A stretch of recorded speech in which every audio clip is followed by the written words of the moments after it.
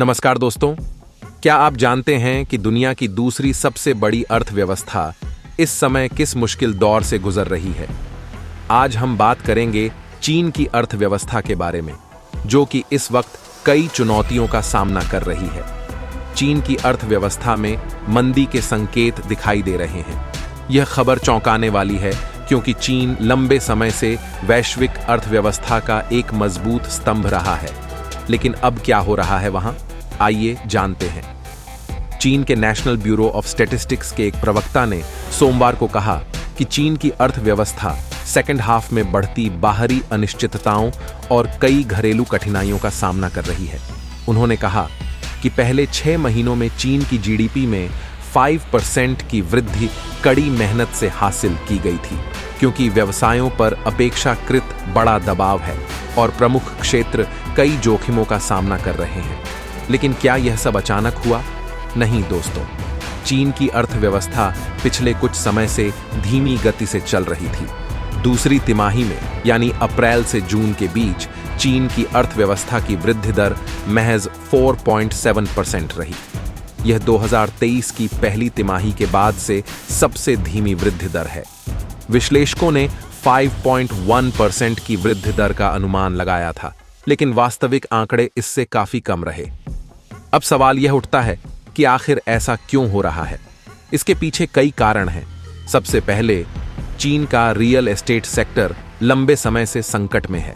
घरों की कीमतें गिर रही हैं और लोग नए घर खरीदने से हिचक रहे हैं। जून में नए घरों की कीमतें पिछले 9 सालों में सबसे तेज गति से गिरी। इससे पूरी अर्थव्यवस्था पर असर पड़ रहा है। दूसरा बड़ा कारण है रोजगार की अनिश्चितता। लोगों को अपनी नौकरियों की सुरक्षा को लेकर चिंता है। इसका सीधा असर उपभोक्ता खर्च पर पड़ रहा है। जून में खुदरा बिक्री में सिर्फ 2% की वृद्धि हुई, जो कि उम्मीद से काफी कम है। लेकिन क्या सिर्फ यही कारण है?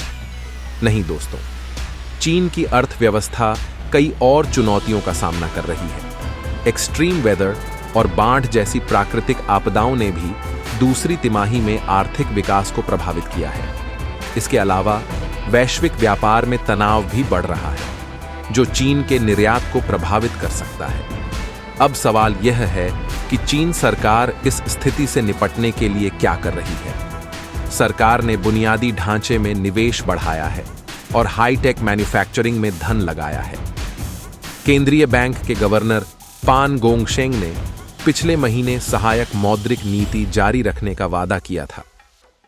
विश्लेषकों का मानना है कि सरकार को और अधिक प्रोत्साहन उपायों की आवश्यकता होगी।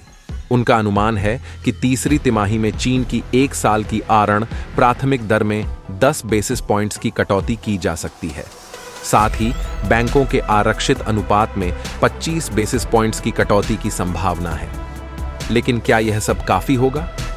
यह देखना बाकी है।